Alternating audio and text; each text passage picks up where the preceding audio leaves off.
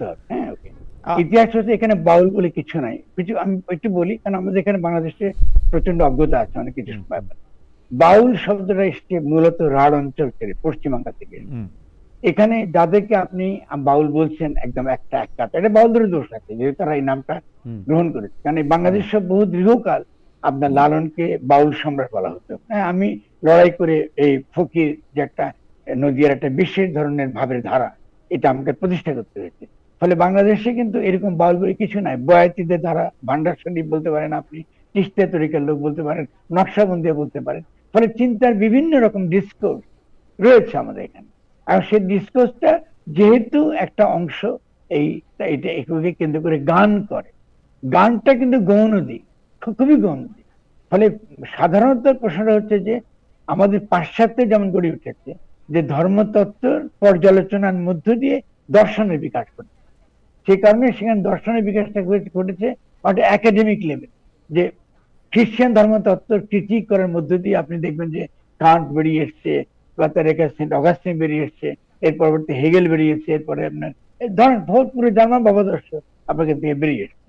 ফলে তাদের সেখানে ধর্মের প্রশ্নটা একই সঙ্গে ছিল ধর্মতত্ত্বের ক্রিটিক, মানে ধর্মতত্ত্বকে পর্যালোচনা করা, সমালোচনা না। মানে ধর্মের মধ্যে একটা দার্শনিক ভাব থাকে, এটাকে স্পষ্ট করবার জন্য আপনার কিছু তর্ক তুলতে হয়। তর্ক মানে বুদ্ধির দরবারে আনতে হয়। একটা যে উপলব্ধির দরবার, ধর্মটা একটা উপলব্ধির দরবার। হুম। সেই উপলব্ধির দরবার থেকে আমি তাকে বুদ্ধি দরবারে তুলে আনি। আমাদের এখানে বুদ্ধির দরবারে তুলে আনার কাজটা আপনার করতেছে, যাদেরকে আপনারা বাউল বলেন। কিন্তু বাউল নামে সোজা বাদ দিচ্ছে বিভিন্ন রকম তরিকা, তাদের ভান্ডার শরীফ একরকম করবে, চিস্তিয়ার একরকম করবে, ফকির লালন শাহ ভিন্নভাবে করবে। কেমন আছে? যেমন আল্লাহ কে বলছে তোমার অপার লিলে তুমি আপনি আল্লাহ ডাকো আল্লাহ। এখন এই যে একটা বাক্যের মধ্যে কথাটা বললো যে আল্লাহর নামটা তো মানুষই ডাকে এবং মানুষের মধ্যে তিনি বিরাজ করেন। তা বলতেছে, খুব ইন্টারেস্টিং ফিলোসফিক্যাল কোশ্চেন, যে মানুষ আল্লাহ ডাকে, এ আল্লাহ ডাকে, ডাকে কে, কে কাকে ডাকে? না এই যে প্রশ্ন, হ্যাঁ, এই যে এটা কিন্তু অলরেডি ধর্মতত্ত্বের প্রশ্নটা কিন্তু আবার দর্শনের না প্রশ্ন হয়ে গেল। না কিন্তু আবার ধরুন, কিন্তু আমি বলুন। কিন্তু ফরদ ভাই, মানে ধর্মতত্ত্বের যে কোশ্চেনটা আপনি তুললেন বা যে কোশ্চেনটা আমাদের পালাকাররা তুলতেছেন, সেটা ঠিক আছে, জি, জি। কিন্তু ধর্মতত্ত্ব যারা ইসলাম ধর্মে বিশ্বাস করে তারা তাদের যারা ক্লেরিক বা তাদের যারা গুরু আছেন তারা বাদ দিয়ে তারা তাদের ভাষায় অশিক্ষিত পালাকারদের কাছ থেকে তারা কেন এটা শুনবেন? মানে ব্যাপারটাই তো না, ঠিক আছে। তখন ব্যাপারটা তো আজকে শুধু আবুল সরকারের গান থেকে না, মানে আমি আমি আমি আমি আপনার উত্তরে দিচ্ছি। এই যে আপনি অশিক্ষিত শব্দের ব্যবহার না করেন, আমি আমি আমি আমি এই অশিক্ষিত বলি। কোট আনকোটের মধ্যে, কোট আনকোটের মধ্যে তারা আচ্ছা, বলতেছেন আচ্ছা, সেটা ভেরি আমি গুড, থ্যাংক বলতেছি। ইউ। আচ্ছা, এখন তারা যে অশিক্ষিত না, এটা কি আপনি কি করে বলবেন? তারা তো অশিক্ষিত বলে আমি মনে করি। আপনি তো অশিক্ষিত যদি আমি তর্ক করেন, কোট আনকোট, হুম, তাহলে তাদের শিক্ষা ইসলামের মধ্যে কি শিক্ষা কথা সে আমাকে দিচ্ছে। যেমন ধরেন, ছোট্ট একটা কথা বলি, ছোট্ট একটা উদাহরণ দিই আপনাকে। হুম, তারা কথা কথা দলিল বলে। হুম, কোরআন তো দলিল না, কোরআন তো ওহী। হুম। দলিল কিসের? আল্লাহ তো কোনো দলিল পাঠায় না। আল্লাহ তো কোনো প্রিন্টিং প্রেস নাই যে ছাপায় ছাপায় কোরআন শরীফ পাঠাইছে বাংলাদেশ। না এটা সাক্ষী অর্থে, এটা উচিত না। সাক্ষী অর্থে, সাক্ষী অর্থে, কোন অর্থে? এটা তো সাক্ষী অর্থে। ছাপাখানার বই, এটা তো সাক্ষী কি? এটা তো ওই আকার মোহাম্মদের কাছে হ্যাঁ, এসেছে। ও এটা তো আপনার কাছে আসে না, আমার কাছে আসে না। আরে গাইডলাইন, ভাই, গাইডলাইন, গাইডলাইন টু আস, না না, টু আস। ওহি ওই আমরা, আমি বলছি বই, দলিল আর ওহির মধ্যে পার্থক্য আছে না? হুম, আপনি দলিল বলতেছেন, আর ওহির যে তাৎপর্য, ওহির তাৎপর্য তো একমাত্র সত্যিকার অর্থে যিনি মেসেঞ্জার ছিলেন একমাত্র তিনিই বুঝবেন। This number one.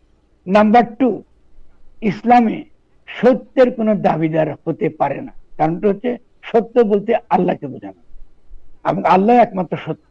আমরা মৃত্যুর দ্বারা সীমিত, মানুষের জীবন মৃত্যুর দ্বারা সীমিত বলে ইসলাম একসেপ্টই করে না যে আপনি সত্যের দাবিদার হবেন। এই জন্য যখন আমরা ফতোয়া কথা, মুফতি যখন ফতোয়া দেয়, মুফতির ফতোয়াকে তাকে এটাকে বাস্তবায়নের অধিকার মুফতিকে দেওয়া হয় না, এটা দেওয়া হয় রাষ্ট্রকে দেওয়া হয়। এবং 10 জন মুফতির মধ্যে তাদের বিভিন্ন রকম তর্ক বিতর্ক থাকে। না আপনি কথা বুঝতে, আমি প্রশাসন, রাষ্ট্র এবং বিচার ব্যবস্থা আর তথাকথিত ফতোয়া, আপনি একটা মত দিতেই পারেন, ফতোয়া মানে মত দেওয়া। কিন্তু যারা ফতোয়া দিয়ে আবার যখন এটাকে মৃত্যুদণ্ড কিন্তু বাস্তবায়নের কথা বলে, এটা তো আইন বিরোধী কথা বলে, কিন্তু এটা কিন্তু তো ইসলাম বিরোধী কথা বলে। কিন্তু কিন্তু ফরহাদ ভাই, আপনি যেভাবে বলতেছেন যে ওহি বোঝার কথা শুধু মেসেঞ্জারের, আমরা হচ্ছে সত্য নয়, আমরা মৃত্যু দেওয়ার সীমিত, আপনি যদি এই ব্যাখ্যার ধারায় এরকম ব্যাখ্যা তো আপনার মতো করে না হোক আরেক রকম করে আরো 10 জনও দিতে পারে, তার ফলে কি আপনি আসলে আমি উত্তর দিচ্ছি, আমি বুঝে গেছি আপনি আপনি অনেক বিভাজন তৈরি করতেছেন না? দিচ্ছি। না না না, আপনি ভুল ধারণা, এটা সম্পূর্ণ ভুল ধারণা। বলছি কেন বিভাজন করেন, কারণ আল্লাহ তো আপনাকে শুধু ওহি পাঠায়নি, আপনাকে বিবেক দিয়েছে, প্রজ্ঞা দিয়েছে, জ্ঞান দিয়েছে, যেটা চর্চা করতে হবে। তার মানে আপনি বলতেছেন যে আমার যে জ্ঞানটা আল্লাহর কাছে আমি পেয়েছি, তিনি আমাকে দিয়েছেন, দান করেছেন, তিনি আমাকে ওহি দেন নাই, কিন্তু তিনি আমাকে বিবেক দিয়েছেন যাতে আমি কি করতে পারি, আমি এই যে ওহিটা পড়তে পারি, কোরআনটা আমি পড়তে পারি। এই জন্য কোরআন নিজেকে কোনো বিধান বলে না, বলছে হুদাল্লিল মুত্তাকিন, যারা মুত্তাকি তাদের জন্য কি, এটা পরামর্শের বই। দেখুন এই যে পরামর্শের বই, যারা এটাকে পরামর্শের বই না বলে এটাকে একটা বিশ্বাস, একটা এমন একটা ব্যাপার যারকে আপনি সে পড়তে হবে না, আক্ষরিক ভাবে পড়বে, এটা তো ইসলাম থেকে বহু আগে খারিজ হয়ে গেছে। ফলে এদেরকে এরা তো রসুল উম্মত হিসেবে নিজেকে দাবি করতে পারে। তো আপনি দেখতে পাচ্ছেন আপনি বাউলদেরকে মূর্খ বলছেন, তো এদের তো চরম মূর্খ তো কেউ না, ভয়ঙ্কর রকম। ফরহাদ ভাই আমি আবার আপনার কাছে আসি, শুধু প্রশ্নটা আমি করে রাখি, আপনি আমাকে যখন বিবেকের কথা বলতেছেন, এখন জনাব ফরহাদ মজারের বিবেক, ডক্টর মোহাম্মদ আজমের বিবেক আর খালেদ মহিউদ্দিনের বিবেক বা আরেকজন মানুষের বিবেক তো সমান হবে না। আমরা আমাদের যার যার বিবেক দিয়ে বুঝে, খুব দ্রুত উত্তর দিচ্ছি। কারণটা তাহলে আপনাকে প্রমাণ করতে হবে যে মানুষ যখন মানুষ আকারে সে যখন জন্মগ্রহণ করেছে, তাদের মধ্যে বুদ্ধির পার্থক্য ছিল। এখন আপনি অন্য প্রশ্ন করছেন যে সামাজিক শিক্ষা, সামাজিক সচেতনতা, আপব্রিঙ্গিং, বিভিন্ন সমাজ এবং রাষ্ট্রের যে বাস্তবতা, তার মধ্যে স্বভাবতই মানুষের সঙ্গে মানুষের পার্থক্য ঘটে। কিন্তু মানুষের বিবেকের বিকাশের ঘটনাটা যে আপনি ঘটাবেন, এটাকেই বলা হয় রুহানিয়াতের চর্চা। এটা আপনার যে আমি যে লোকটা আপনি আমার মনে হয় আমি আকারে নিজে সরি আমার মনে হয় যে আমি আপনাকে বুঝতে পেরেছি ফরহাদ ভাই। আমি আবার আপনার কাছে আসবো, আপনি রুহানিয়াতের চর্চার কথা বলতেছেন, বলেন, এটা আপনি যুক্তি দিয়েও এটা আসলে বুঝতে চেষ্টা করেন, কিন্তু আমরা আরেকটু বোঝার জন্য আপনার কাছে আসবো। তবে আগে একটু ডক্টর মোহাম্মদ আজমের কাছে আসি। ডক্টর মোহাম্মদ আজম, আমার যে প্রশ্নটা সেটা আমি ফরহাদ ভাইকে যেটা করছি সেটা ব্যাপারেই আপনার একটু মতামত জানতে চাই। আপনার কাছে কি মনে হয়, ফরহাদ ভাই কি এই যে পার্থক্য, বিবেককে আলাদা করতে গিয়ে অনেক বিভেদ সৃষ্টি করতেছেন না? মানে এখন ফরহাদ ভাইকেও আসলে বলতে হইতেছে যে তিনি ইসলামী ফেসিবাদেরও আলামত দেখতে পাচ্ছেন, কিন্তু ঘটনা হইতেছে যে আমরা আসলে আমি তো আলামত খালেদ, আমি একটু কারেক্ট হয়ে যাব। জি, আমি কিন্তু বহুদিন আগে থেকে বলতেছি, আমি যখন ফ্যাসিবাদ বলেন আপনাকে জাতিবাদ কথা বলতে হবে। আচ্ছা, এটা হলো এক ধরনের জাতিবাদের একটা ধরন, হিস্টোরিক। ফলে আগে এটা ছিল সেকুলার জাতিবাদটা, ফ্যাসিবাদের রূপ দেখেছি বাঙালি জাতিবাদ নাম। ওকে, এখন ওই সেই জাতিবাদী টেন্ডেন্সি আমরা দেখতে পাচ্ছি তথাকথিত ইসলাম জাতিবাদের নাম। এটার সঙ্গে ইসলামের কোনো সম্পর্ক নেই। ওকে, আমি এই কথাটা আমিও সেই কথাটা সরাসরি আপনার কাছে শুনি নাই। আমি বিডি নিউজটা পড়তেছিলাম, যেখানে মধ্যে ওরা এইটার শিরোনাম করছে অনেকটা এরকম, হিন্দুত্ববাদ আর ইসলামী ফেসিবাদ মুদ্রার এপিটোপিট, আপনাকে কোলন দিয়ে আপনার নাম বলছে। আবার বলছেন যে ফরহাদ মজার বলছেন কোট আনকোট ধর্মীয় ফেসিবাদীরা গণ অভ্যুত্থানকে নস্যাৎ করে দিতে চাইছে। আমরা আসছি আপনার কাছে ফরহাদ ভাই, আমরা একটু ডক্টর আজমকে একটু শুনি। ডক্টর আজম, আপনার কাছে কি মনে হয় যে আমরা কি আসলে একটা মানে মানে একটা পার্মানেন্ট ডিভিশনের মধ্যে দিয়ে যাচ্ছি কিনা, বা যাওয়াটাই আমাদের নিয়তি কিনা? পার্মানেন্ট কথাটার পরে শব্দটা শুনতে পাইনি। ও, একটা একটা একটা একটা স্থায়ী বিভেদকরণের মধ্যে দিয়ে, বিচ্ছিন্নকরণের মধ্যে দিয়ে আমরা যাচ্ছি কিনা আসলে, যে এখন ফরহাদ ভাইয়ের মতো করে তো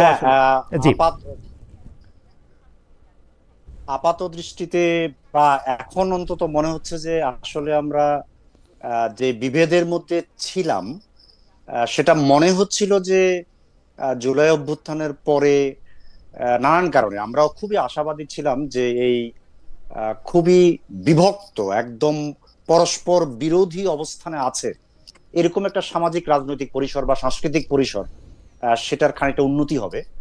কিন্তু এখন আমাদের লক্ষণ থেকে মনে হচ্ছে যে সেটার আশানুরূপ কোনো উন্নতি হয়নি। ফলে আপনি এটাকে খানিকটা স্থায়ী পার্মানেন্ট দিকে যাচ্ছে কিনা সে ধরনের একটা দুশ্চিন্তার মধ্যে নিতেই পারেন। ব্যাপারটা হলো এই যে আমার ধারণা যে, যেটা আমি ব্যাখ্যা করে থাকি, যে 80s বিশেষ পলিটিক্যাল অবস্থার মধ্যে যে সাংস্কৃতিক বিভাজনের ব্যাপারগুলো ধীরে ধীরে বিকশিত হয়ে গত 15-20 বছরে এটা খুবই বড় আকার ধারণ করেছে, সেই ব্যাপারটার একটা বিরোধী কর্মকাণ্ড, বুদ্ধিবৃত্তিক, সাংস্কৃতিক এবং অপরাপর কর্মকাণ্ড কিন্তু খুব জোরালোভাবে চলছিল। সেটার ফলে আমরা হয়তো আশা করেছিলাম যে এটা খানিকটা শমিত হবে, কমে আসবে। সোসাইটিতে বিরোধ তো থাকবেই, সেটা শ্রেণী বিভক্তির কারণে হোক, আঞ্চলিক কিংবা সাংস্কৃতিক কিংবা বিশ্বাসগত, ধর্মীয়, নানান ধরনের বিরোধ সমাজে থাকবেই। কিন্তু সেটাকে সহনীয় মাত্রায় রাখার যে আকাঙ্ক্ষা আমরা আসলে 1-1.5 বছর আগে জোরালোভাবে দেখছিলাম, কিংবা তারও আগে 10-20 বছর ধরে কাজ করছিলাম, সেটা মনে হচ্ছে ঠিক অতটা ফলপ্রসূ হয়নি। আমার এই ব্যাপারে ডক্টর আজম, সরি, আপনি লাইনটা শেষ করেন তাহলে আমি বলি। না, মানে আমার এই ব্যাপারে প্রধান চিন্তাটা হলো এই যে, বহুদিন ধরে, ধরা যাক আমার হিসাবে প্রায় 4 দশক, এই একদম বৈপরীত্যপূর্ণ একটা রাজনৈতিক কিংবা সাংস্কৃতিক রাজনৈতিক কিংবা মতাদর্শিক রাজনৈতিক একটা অবস্থানে থাকার কারণে বাংলাদেশের বিপুল পরিমাণ মানুষ এমনভাবে কন্ডিশন বা ধাতস্থ হয়েছে যে একেবারে এরকম বৈপরীত্যে স্থাপন না করে চিন্তা করার সংস্কৃতির মধ্যে সে আসলে আর ঢুকতে পারছে না, তার ওটা সংস্কৃতিটা মজ্জাগত হয়ে গেছে। আচ্ছা, ফলে এটা বোধহয় আমরা খুব দ্রুত বেরোতে পারছি। আমি একটু প্রস্তাবটা একটু সরাসরি আসি। প্রফেসর আজম, আবুল সরকার যে এইভাবে পালাগান গান, সেটা তো উনি 2025 সালের অক্টোবর নভেম্বরে এসে প্রথম গাইলেন না। ঘটনা হচ্ছে যে সেটা অনেক আগে থেকে এরকম যুক্তি এবং তর্ক উপস্থাপন, তারপরে যুক্তি খণ্ডন, এইভাবে এটা চলে আসতেছে। মানে কতদিন থেকে, আমি ঐতিহাসিক গবেষক নই, আমি জানি না, কিন্তু অনেক দিন ধরেই চলতেছে। এবং এইটা কিন্তু আসলে আমরা যেগুলিকে ইসলামী সাহিত্য বলি, আরবি, ফার্সি, একদম কোর যে সাহিত্যকর্ম নিয়ে বড় বড় মানুষরা কথা বলে গেছেন, তাদের মধ্যেও এটার অনুপস্থিতি নাই। শিকোয়া জবাব, এই শিকোয়ার কথা আমি নাই বললাম, মোহাম্মদ ইকবালের এরকম বহু আছে আর কি। মানে এটা আপনি পার্সি গ্র্যান্ড মাস্টারের মধ্যেও আপনি পাবেন। তো মানে গ্র্যান্ড মাস্টার 5 জন যে আছে, রুমি, ওমর খৈয়াম, সাদি, হাফিজ, ফেরদৌসি, সবার মধ্যেই কম বেশি পাবেন। আমার প্রশ্ন হচ্ছে, এইটার একটা অংশ দেখা যে পুরা সরকার এই মুহূর্তে তাকে তুলে নিয়ে এসে কারাগারে রাখতে হবে তার নিরাপত্তার জন্য, এবং কি বলেছেন দেখেছেন আপনি, এই কথা বলবেন, এইটা দিয়ে কি কখনো মনে হয় যে আমাদের মধ্যে এইটার কোনো আকাঙ্ক্ষা কখনো ছিল? যে আকাঙ্ক্ষার কথা আপনি বলতেছেন, যে মানে মানে এই জুলাই বিপ্লবের আগে পরে আমাদের মধ্যে এরকম একটা আকাঙ্ক্ষা তৈরি হয়েছিল যেখানে আমরা সবাই একসঙ্গে থাকতে পারি। আচ্ছা, খালিদ, আমি একটা প্রশ্ন আপনাকে করবো। আমরা অনুদিত যাচ্ছি। প্রথমত, এই দ্বন্দ্বটাকে আপনি ভয় পাচ্ছেন কেন? এইটা আমি ভয় পাচ্ছি না, আমি একটু মোহাম্মদ আজমকে একটু শুনতে চাইছি। আমি মনে করি এটা হলো, আমি এটাকে বলি দুধের স্বরের মতো। আচ্ছা, আমাদের জুলাই গণঅভ্যুত্থানের মধ্য দিয়ে সমাজের যে সকল কন্ট্রাডিকশন গুলো ছিল, এই কন্ট্রাডিকশনটা সামনে এসছে, এবং এই কন্ট্রাডিকশনটা আমরা সামনে আনতে পারছি এবং কথা বলতে পারছি, এটা খুবই ইতিবাচক ব্যাপার। কারণ আপনি যখনই সাধারণ আমাদের দেশের মানুষগুলো আসলে সত্যিকার অর্থে ধর্মের শিক্ষা তো ওদেরকে আমরা দেই না। আমরা তথাকথিত ওয়েস্টার্ন এডুকেশনের নামে যেটা করেছি, ফরহাদ ভাই, আপনার দুধেশ্বর যে জানের উপর দিয়ে যাচ্ছে, ফরহাদ ভাই, না, কার জানের উপর দিয়ে, কার জানে, পৃথিবীর জানের উপর দিয়ে গেছে না। হিস্ট্রিকে, হযরত ঈসাকে আপনার ইয়েতে ক্রুশ কাটা না ঝুলে কি ইতিহাস আগাইছে? আপনি ধরুন 71 যুদ্ধ না করে কি আপনি মানুষ শহীদ নামে কেমন আগাইছে? ভয় পাচ্ছেন কি? আপনি কথা হচ্ছেন যেটাকে বলছি, যেটাকে মোকাবেলা করতে হবে, এটাকে আপনাকে হত্যা করা লিগেল, এই ফতোয়া দিলে তো আমি ভয় পাই ফরহাদ ভাই। আমি তো বদযোগ্য প্রথম থেকে, বুদ্ধিজীবী মাত্রই, সত্যিকারের অর্থে জ্ঞানী ব্যক্তি মাত্রই বদযোগ্য। কারণ জ্ঞানীরা ইতিহাসের সামনে থাকে এবং তারা সবসময় হিস্ট্রিতে তার সামনে থাকে, যে প্রথম তীরটা তারা নিজেদের বুকে নেয়, প্রথম তলোয়ারের আমি খুবই গর্বিত। আপনার মতো আমি ভীত না। আমি মনে করি প্রথমত যেটা মিথ্যা, যারা ইসলামের কেউ না, যে নোবডি, তারা একটা ছোট্ট একটা কথা ধরে আবুল সরকারের পুরো এই বাউলের সারাক্ষণে আল্লাহ রসুলের প্রশংসা করে, তারা কেউই সেকুলার না, তথাকথিত সেকুলার তো সেকুলার না। তারা সবসময় এই দেশে সুফিরা আমাদের ইসলাম প্রচার করেছে। এইসব হুজুররা যারা এখন রাস্তা নামছে, এরা ইসলাম প্রচার করে নাই, ইসলামের তারা ক্ষতি করছে। সুফিদের ইসলাম তো আসল ইসলাম না, এটা যখন বলা হয় যে আপনারা সুফিরা, তো এই ইসলামের মধ্যে তো ফিতনা, এই ইসলামের মধ্যে তো ফিতনা। আমি আসি বলতে আপনার কাছে, আমরা একটু আপনাকে আমি ছাড়বো না। ফিতনার তর্কটাতে আমাদের ইয়ের মধ্যে আপনার কোরআন শরীফে তো আছে কি, ফেরেশতারা কি ফিতনার কথা বলে নাই? যে মানুষ তুমি পাঠাচ্ছ কেন মানুষ দুনিয়ায়, মানুষ সে ফিতনা ফাসাদ করবে, তো মানুষদের তো এটা বলেছে তো। তো ফলে আপনি ফিতনাকে নিয়ে ভয় পাচ্ছেন কি জন্য? ফিতনা ফাসাদ যারা করে, এরা কারা করে? এরা তো শয়তান করে, ফিতনা ফাসাদ শয়তান করে। ফলে আপনি ফিতনা ফাসাদ আমি করছি না, আমি যুক্তির কথা বলছি, বিবেকের কথা বলছি, জ্ঞানের কথা বলছি, মানুষকে ভালোবাসার কথা বলছি, প্রেমের কথা। আপনি যে প্রেমের কথা বলতেছেন, মানুষের ভালোবাসার কথা বলতেছেন, সেইটা কি আপনি ইসলামী রীতি মাইনা বলতেছেন? এই ইসলাম কি আর কোথাও আছে? এটা দর্শকরা প্রশ্ন করতেছেন, এই ইসলাম কি আর কোথাও আছে? না, এটা আমার রাসূল মুহাম্মদ সাল্লাল্লাহু আলাইহি ওয়াসাল্লাম এবং কোরআন শরীফের ছত্রে ছত্রে আছে। প্রথম থেকে লেখা আছে কি বিসমিল্লাহির রহমানির রহিম, দয়ার দয়া। এটা একটা দয়ার ধর্ম। যারা, এবং আপনি কি বলেন, এই যারা এই যে ঘোষণা দিচ্ছে তারা হত্যা করবে, হত্যার অধিকার চাইছে, এটা ইসলামের কোথায় আছে বলুন আমাকে? ওকে, এবং তারা সমস্ত রাষ্ট্রায়নের বাইরে, আমাকে বুঝা পারে না। ওকে, এরা কি মুসলিম? এরা মুসলিম হতে পারে? এরা মুসলিম দাবিদার? মানে কারা আসল মুসলমান, কারা আসল মুসলমান নয়, সেই দাবিতে আমরা আসছি। আমরা একটু প্রফেসর আজমকে একটু শুনি যে প্রফেসর আজম, আপনার কাছে কি মনে হয় যে কেন পুরো সরকার এত ভয় পাইলো? ফরাদ ভাই অবশ্য উল্টা আমাকে বলতেছেন যে আমি কেন ভয় পাইলাম। আমার কাছে আমার জায়গাটা আমি শুধু একটু বলে রাখি প্রফেসর আজম, আমি ভয় পাইতেছি হচ্ছে, আমার কাছে মনে হয় যে আমি যদি কারো ধর্মীয় অনুভূতিতে আঘাত না দিতে চাই, সেটা যেমন ইসলামের ধর্মীয় অনুভূতি আঘাত দিতে চাইবো না, সেটা অন্য লোকের অনুভূতিরও আমরা রক্ষা করতে হবে। সেইটা কথায় কথায় হিন্দু বা যারা অল্প অন্য ধর্মের আছে তাদের অনুভূতিও রক্ষা করতে হবে, সবার অনুভূতি রক্ষা করতে হবে। মোহাম্মদ আজম, আপনার কাছে একটু শুনি। হ্যাঁ, আমার কাছে যে ব্যাপারটা আসলে ব্যাখ্যাটা অত কঠিন না। এটার একটা লম্বা কালচারাল, পলিটিক্যাল এবং ইডিওলজিক্যাল হিস্ট্রি আছে, যে হিস্ট্রির মধ্যে আমাদের মেইন স্ট্রিম ইন্টেলিজেন্সিয়া এবং যে রাষ্ট্রীয় কাঠামো, এই কাঠামোটার সঙ্গে বিপুল পরিমাণ মানুষের যে সম্পর্ক সেটা যুক্ত হওয়ার কারণে আমাদের বিপুল পরিমাণ মানুষ আসলে মেইন স্ট্রিম ইন্টেলিজেন্সিয়া এবং রাষ্ট্রীয় কাঠামো এগুলোকে অপর জ্ঞান করে, বিরোধী জ্ঞান করে, এবং মনে করে না যে তাদের পক্ষে আসলে কথাটা বলবে। এই লম্বা ইতিহাসটা আছে। কেন আমি কথাটা বলছি সেটা একটু পরে বলছি।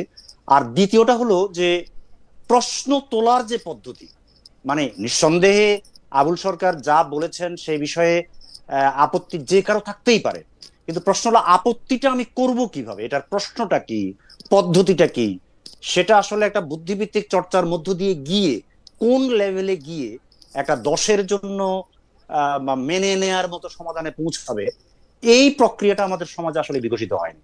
এবং এটা একটা আরেকটার সঙ্গে যুক্ত। আমি কথাটা এই জন্য বলছি যে যখন আমাদের ধরা যাক বুদ্ধিজীবী শ্রেণীর একটা গুরুত্বপূর্ণ অংশ, কিংবা আমরা যাকে মেইন স্ট্রিম মানুষজন বলতে পারি, তারা আবুল সরকারের পক্ষে গেছে, তখন ঐতিহাসিক কারণে বিপুল পরিমাণ যারা মনে করে যে তারা মুসলমান পরিচয়কে প্রধান করবে, তারা ভেবেছে যে ঐতিহাসিক ভাবেই তো এরা আমাদের বিরোধী, এরা মুসলমান বিরোধী, ফলে এরা যখন আবুল সরকারের পক্ষপাত করছে সেটা ইসলামের বিরোধিতা আকারেই করছে। এরকম একটা ঐতিহাসিক যে গড়ন, যেটা আমি একটু আগে পরস্পর শার্প বৈপরীত্য দিয়ে ব্যাখ্যা করেছি, এরকম একটা গড়ন যে আমাদের এখানে আছে, সেই ইতিহাসটা কিন্তু এই পুরো ব্যাপারটার সঙ্গে যুক্ত। একই সঙ্গে ওই যে প্রশ্ন তোলা এবং সমাজের বিভিন্ন স্তরে সেটা মীমাংসা করার যে পদ্ধতি, এটার অনুপস্থিতিও কিন্তু ব্যাপারটার জন্য দায়ী। অধ্যাপক আজব, যারা আবুল সরকারকে সাপোর্ট করতেছেন তাদের কথাটা আমরা একটু আলাদা করে রাখি, কিন্তু ঐতিহাসিক ভাবে যখন আপনি বললেন, তখন আমরা এই পালাগানগুলির একটা বৈশিষ্ট্য কিন্তু দেখি যে ধর্মকে ব্যাখ্যা করার।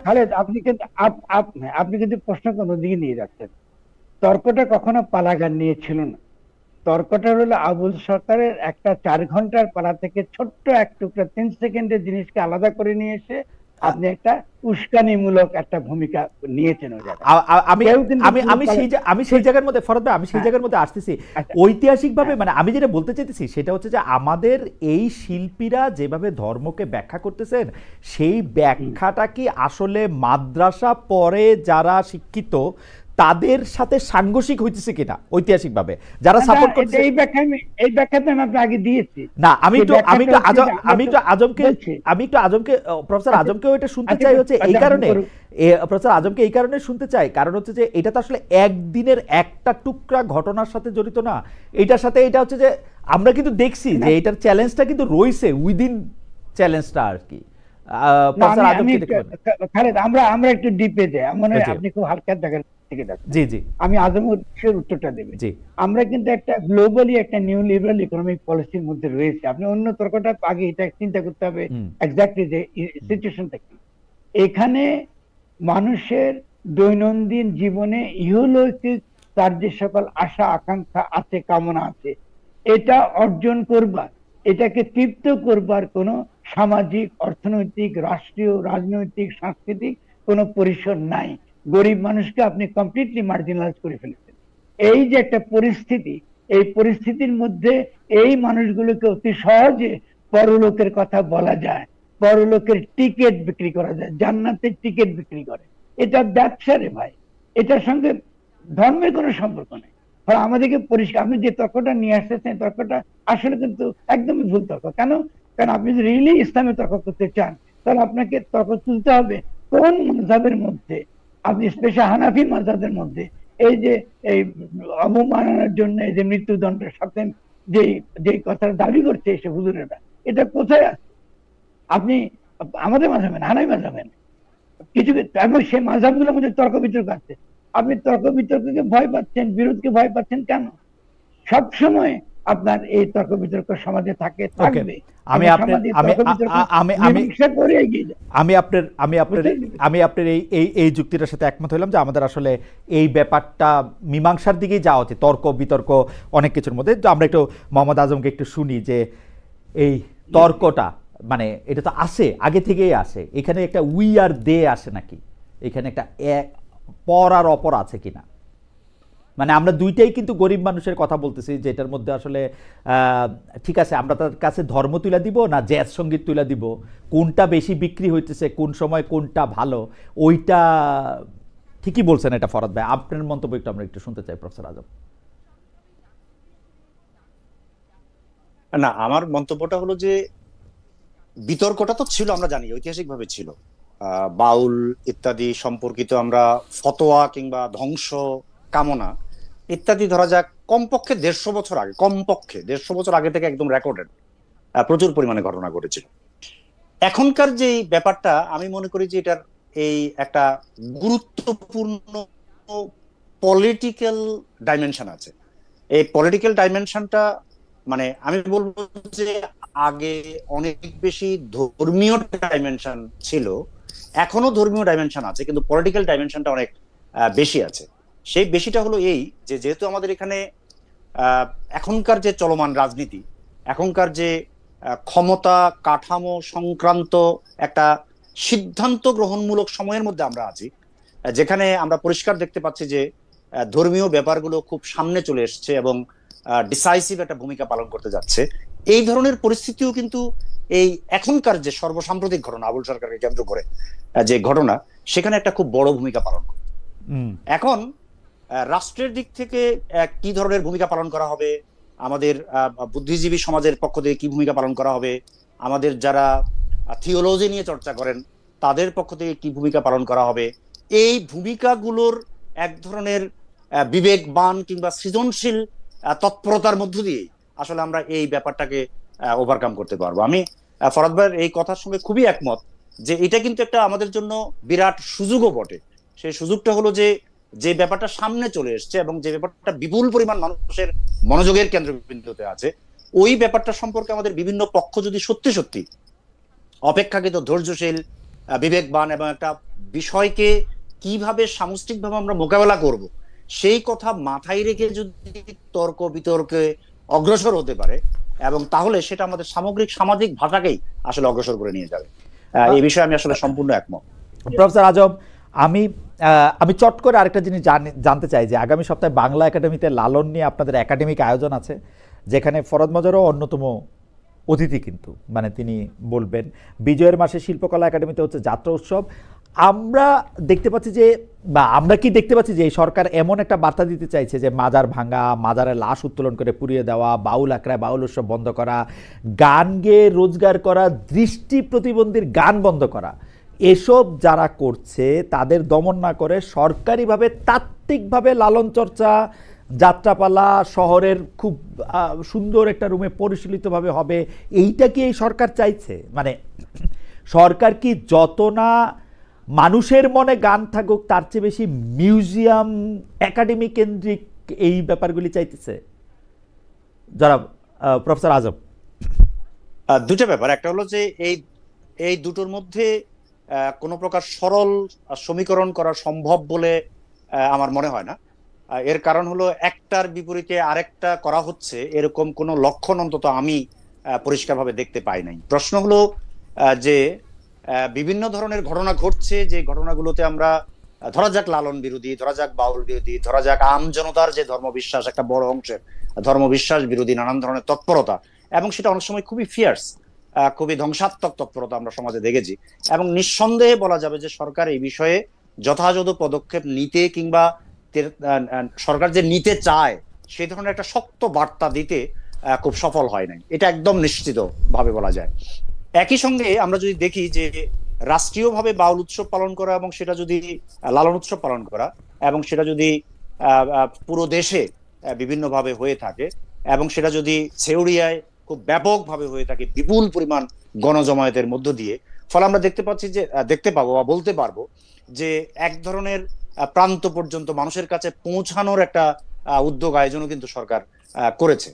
একই সঙ্গে আমাদের এটাও খেয়াল রাখতে হবে যে এই যে আম জনতা বা সাধারণ মানুষ অথবা ওই মতাবলম্বী মানুষ যে ধর্মচর্চা করছে কিংবা গান চর্চা করছে কিংবা তাদের নিজেদের মতো করে চর্চায় আছে, আর ধরা যাক শহরে আপনার ভাষায় খুবই নিরাপদ একটা দূরত্বে এসি রুমে ধরা যাক তাত্ত্বিক এবং প্রায়োগিক নানান ধরনের চর্চা হচ্ছে, এই দুটোর মধ্যেও আমি কোনো প্রকার বিরোধমূলকতা স্থাপন করতে আগ্রহী না, কারণ এটা একটা আরেকটাকে প্রবলভাবে পুষ্ট করে, প্রভাবিত করে। সংঘর্ষ হতো না, আমরা গত অনেকদিন দেখতে পাচ্ছি। সংঘর্ষ হতো নাই, কিন্তু মোহাম্মদ আজম, আপনার কাছে মনে হয় না যে এই সরকারের পালন নাই কিরকম? যে ধরেন লাশ উঠায় পুরাই দেওয়ার পালন নাই, এই সরকার হচ্ছে খণ্ডিত একটা টুকরা 4 লাইন দেখে ভয় পায় তাকে শুধু গ্রেপ্তার করা না, তাকে গ্রেপ্তার করাটা কত যুক্তিযুক্ত সেই ব্যাপারে তারা যুক্তি দেয়। আপনার কাছে মনে হয় না যে এটার মধ্যে পালনটা কম? মানে আমি বলবো যে আমি ব্যাপারটাকে ব্যাখ্যা করবো যে এটার মধ্যে সক্ষমতা কম। মানে ইচ্ছা আছে, একটা হলো প্রশাসনিক সক্ষমতা একটা, ইচ্ছা কি আছে? মানে ইচ্ছার প্রতিফলন কোথাও কোথাও দেখা গেছে, কিন্তু জোর কম বলবো আমি, কারণ 1 বছর 6 বছর ধরে তো আমরা অনেকগুলো ঘটনা দেখেছি। এর ফলে ইচ্ছার নাই এটা বলার মতো আমার কাছে শক্ত প্রমাণ নাই, কিন্তু সেই ইচ্ছা থাকলেও সেটা জোর খুব কম দেখতে পাচ্ছি। একটা হলো প্রশাসনিক উদ্যোগ, সেটা আমরা দেখতে পাচ্ছি যে কম, সেটা মানে নিপীড়িতকে রক্ষা করার জন্য যে কাঠামোগত উদ্যোগ আয়োজন প্রয়োজন ছিল, আমরা সেটার খুবই ঘাটতি দেখতে পেয়েছি।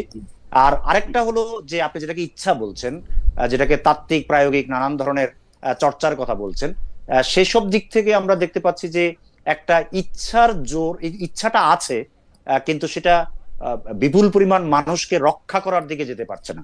তার মানে আমি বলবো যে এটা খুব কম জোর, আর ব্যর্থ ইচ্ছা অনেকটা, তাই না? মানে বা কমজোরি ইচ্ছা, এটা ভালো বলছেন। জি, ইচ্ছার ব্যর্থতাও আছে। ফরহাদ ভাই, আমি শুধু বলাটা বলে রাখি, তারপর আপনি বলেন।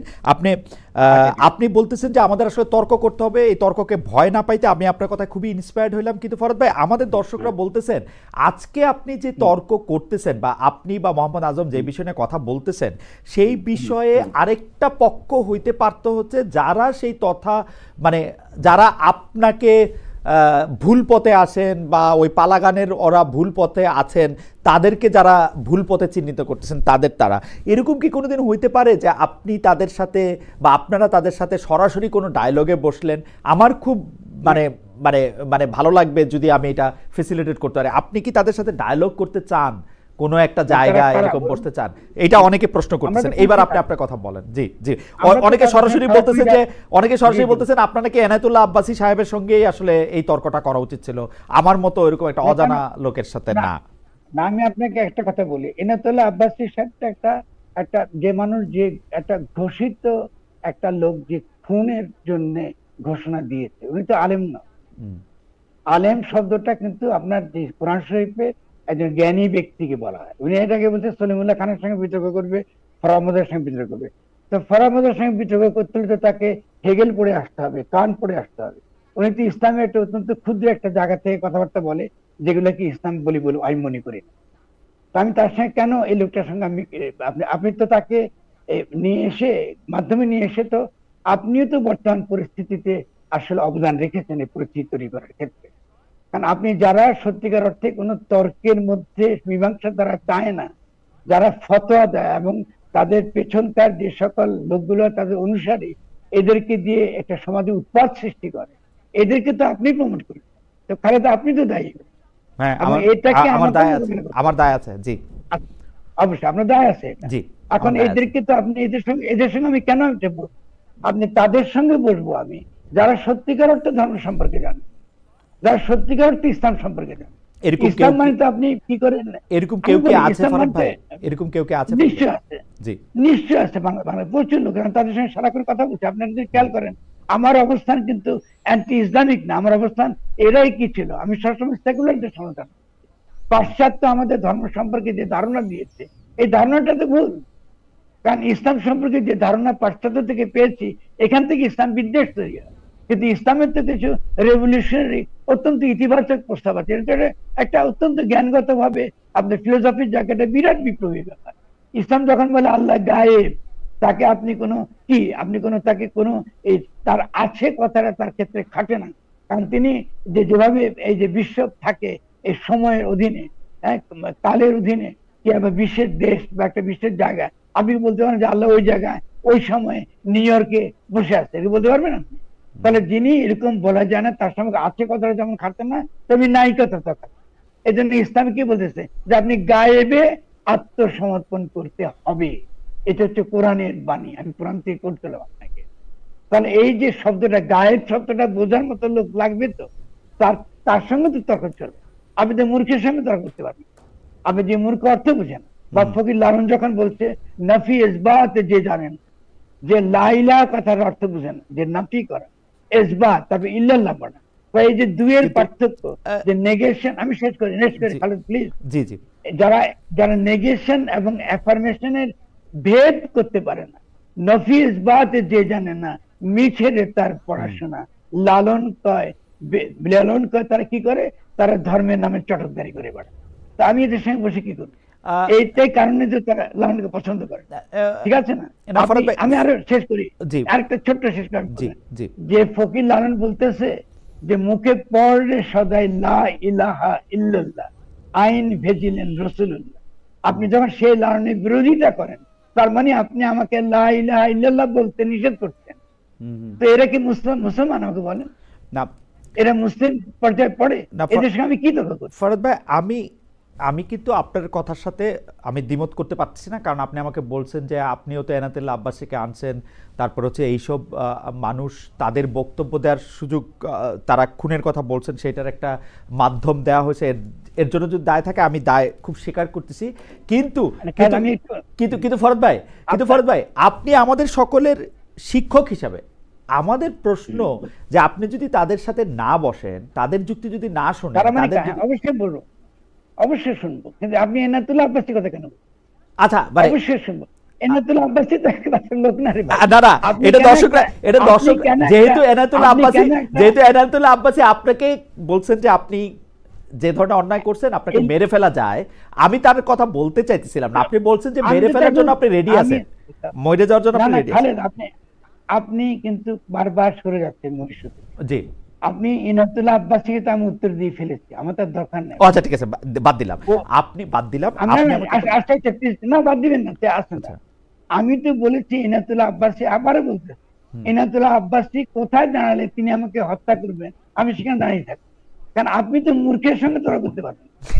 আপনি কি বলতে চান? না কিন্তু আপনি শিখাবেন না, আপনি শিখাবেন না, আপনি তো আমাকে শিখাইতেছেন, আপনি তাকে। আরে ভাই, আপনি আমিও তো একটা পাগলা কুকুরকে কি শিখাবেন রে ভাই? আপনি তো এটা আপনি তাকে ক্ষমা করে দিতে পারেন। আমি তার সঙ্গে কি, আপনি যে এই যে আপনি বললেন যে বসতে হবে, অবশ্যই বলবো। আপনি কি মনে করেন আমরা যে কথা বলছি এটার সঙ্গে আমি কোনো জ্ঞানী ব্যক্তিদের আন্তর্জাতিকভাবে বসি নাই? বসছেন, আমি তো অবশ্যই বসছি, অনেক বড় বড় আলেম ব্যক্তিদের সঙ্গে বসছি। বসছেন, তারা কি আমার কথা শুনতেছে না? বসছেন। তারা কি দেখতেছে না যে আমি যে কৌশলটা অবলম্বন করছি এই সকল মূর্খদের বিরুদ্ধে, এই সকল খুনিদের বিরুদ্ধে, তারা কি শুনতেছে না? এবং আমি তো বারবারই তো বলেছি যে হযরত ঈসার আমলে তো তাকে তো পুরস্কারে ঝুলতে হয়েছে। আপনি এক একটা সমাজে এক একটা সময় আসে যখন জ্ঞানী ব্যক্তিদেরকে এটা করতে হয়, কোনো পথ নাই তো, আপনি তো এগুলো বসে তো সমাধান করতে পারবেন। ফলে সেই ক্ষেত্রে আপনার প্রশ্নটা হচ্ছে এই দেশের সাধারণ যে মানুষগুলো, সাধারণ যে তাকে ঈসা কি বলবে, আল্লাহ দিকে ক্ষমা করে দাও, এরা জানে না এরা কি করছে। তো ওদেরকে আমার এই কথাটাই বলতে হবে, আর তো কিছু বলার নেই। এখন আমি যে কথাগুলো বলছি সেই কথাটা যদি আমি ভুল বলি আজকেও কালকেও, এটা তো নিশ্চয়ই বিচার করবে, ইতিহাস তো তার বিচার করবে। কারণ আমি তো এদের পক্ষে তো আমি দাঁড়িয়েছি, এবং দাঁড়িয়ে আমি ভুল করেছি মনে করি। কারণ যারা অনেক সেকুলার এখন আমাকে তামাশা করছে এদের পক্ষে ফরাবুল্লাহ দাঁড়িয়েছেন না, এদের পক্ষে আমি দাঁড়িয়েছি, এবং আগামী দিনে এদের পক্ষে আমি দাঁড়াবো।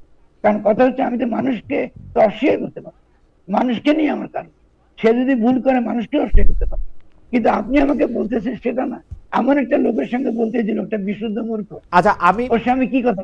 আচ্ছা আমি আমি আমি আমি আমি আমি অন্যভাবে বলি যে ধরেন আপনি যে ব্যাখ্যা দিচ্ছেন বা যে জায়গার থেকে যে যে যে যে পাটাতন বা পটভূমি থেকে আপনি কথা বলতেছেন, এই একই জায়গা থেকে কি আমাদের ইমাম সাহেবেরা, আমি যদি বলি বাইতুল মোকাররমের যিনি খতিব আছেন তিনিও কি একই জায়গায় আছেন? তার সাথে কি আপনার এই ব্যাপারে কথা হচ্ছে? মানে মানে মানে ব্যাপারটা কি আলাদা হইতেছে কিনা? মানে কারণ আমার মানে অনেকে অনেকে লিখতেছেন তো, যারা যারা আমাদের সাথে আলোচনা অংশগ্রহণ করতেছেন তারা বলতেছেন যে আমি তো দিচ্ছি, বুঝে গেছেন। আপনি আছেন আমাদের বন্ধু মোহাম্মদ আজমকে একটা একটা আপনি ধরুন তিনি বাংলা সাহিত্যে তিনি এক্সপার্ট, তাহলে আপনি যদি আমরা একটা লোকের সঙ্গে বসাবেন তিনি সেটাতে এক্সপার্ট নন। যেমন আমার কিন্তু বিশেষজ্ঞতা, কিন্তু আপনি কয়েক রাকাত নামাজ পড়বেন, আপনি কি করলে আপনি জান্নাতে যাবেন এটা না। আমার বিশেষজ্ঞতা হচ্ছে দর্শন। আপনি ইগনোর করছেন কেন? দর্শন হচ্ছে আমার ইস্যু, ধর্মতত্ত্ব না। ফলে ধর্মতত্ত্বের লোকের সঙ্গে আমি কেন আপনি আমাকে তর্ক করতে পারি? ওকে, এটা তো ভুল তো। ওকে, আপনি প্রথম কথা হচ্ছে আপনি যদি জ্ঞানী এরকম কোন ব্যক্তি পান যিনি রিয়েলি থিওলজি বুঝেন, ধর্মতত্ত্ব বুঝেন, কারণ ইসলাম তো ধর্মতত্ত্ব না। কারণ এই মানুষগুলো যে বড় ক্ষতি করছে আন্তর্জাতিক ভাবে সেটা হলো এই, তারা ইসলামকে একটা একটা অত্যন্ত নিকৃষ্ট সহিংস সন্ত্রাসী ধর্ম আকারে এটাকে তারা প্রতিষ্ঠা করছে আন্তর্জাতিক ভাবে। আমাদেরকে প্রতিষ্ঠা করতে হচ্ছে ইসলাম একটা এমনই একটা ধর্মতত্ত্ব সে প্রস্তাব করেছে যার মধ্যে নিহিত রয়েছে এমন দার্শনিক প্রস্তাবনা যা এই মুহূর্তে আমাদেরকে বিশ্ব জয় করবার উপাদান দেয়, বিশ্ব জয় করবার উপাদান দেয়। আপনি উস্কার দিয়েছেন, শেষ করি প্লিজ খালেদ, আপনি উস্কার দিয়েছেন বাংলাদেশে আবার একটা সন্ত্রাস বিরোধী, ওই যে ঠিক আছে না, ওই যে মার্কিন যুক্তরাষ্ট্রের আপনার সেই ওয়ার অন টেরর এরকম একটা কিছু আপনি চাপিয়ে দেওয়া। আমি উস্কাইতেছি না, আমি উস্কাইতেছি না, আপনি উস্কাইতেছেন বলে মনে হইতেছে, এটা আমি জানি না। কিন্তু ঘটনা হচ্ছে যে না, ঘটনা হচ্ছে যে আমি বলেন জি জি, আপনি যদি এরা যেভাবে ইসলামকে হাজির করতে, এই যুক্তি দিয়েই তো মার্কিন যুক্তরাষ্ট্র বিভিন্ন জায়গায়, রাইট, এটা আমি মানি, এটা মানি মার্কিন যুক্তরাষ্ট্র ইসলামের যে চেহারাটা দেখাইতে চায় সেই চেহারাটা অনেক সময় আমরা উনাদের মধ্যে দেখতে পাচ্ছি। কিন্তু ঘটনা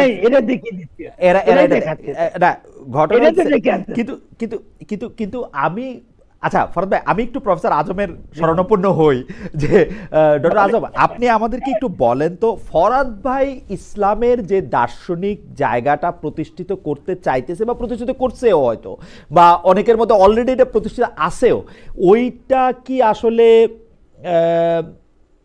মানে ওইটা কি আসলে সামনে আসতে পারবে, নাকি আমরা যেইটা পশ্চিম আমাদেরকে ইসলামের রূপ বইলা যে জিনিসটা দেখাইতে চায় সেইটাই বাংলাদেশে প্রতিষ্ঠিত? আপনার কাছে কি মনে হয় কোনটা আসলে শক্তিশালী, কোনটা? এটা ব্যাপারটা ফরহাদ ভাইয়ের প্রস্তাবের মধ্যে তো একটা রেভলিউশনারি ব্যাপার আছে। রেভলিউশনারি ব্যাপার মানে হলো আমূল ভিন্ন, আমূল ভাবে ভিন্ন একটা ব্যাপার আছে। সেই ব্যাপারটা ফিলোসফিক্যালি বিশুদ্ধ তো আমি মনে করি উপস্থাপিত হওয়া উচিত। আমার কাছে একটা যেই ব্যাপারটা যদি পুরো জ্ঞান তাত্ত্বিক আলোচনা নয়, পার্টিকুলারলি ফরহাদ ভাইয়ের ক্ষেত্রে আমার কাছে যেই ব্যাপারটা একটু জটিল মনে হয়, সেই ব্যাপারটা হলো যে ফরহাদ ভাই তো খুবই পলিটিক্যাল পার্সন। মানে একই সঙ্গে পলিটিক্যাল বলতে বোঝাচ্ছি শুধু তাত্ত্বিক অর্থে না, কন্টেম্পোরারি যে পলিটিক্যাল নানান ধরনের পজিশন, ফরহাদ ভাই তো এগুলোতেও তার মতামত খুব ব্যাপকভাবে প্রকাশ করেন। ইসলাম বিষয়ে তার যে আইডিয়া, এটা তার ওই যে বৃহত্তর পলিটিক্যাল প্যারাডাইম, সেটার সঙ্গে খুব অঙ্গাঙ্গি ভাবে যুক্ত। কিন্তু এই দুটোর মধ্যে একটা বিরোধও আছে।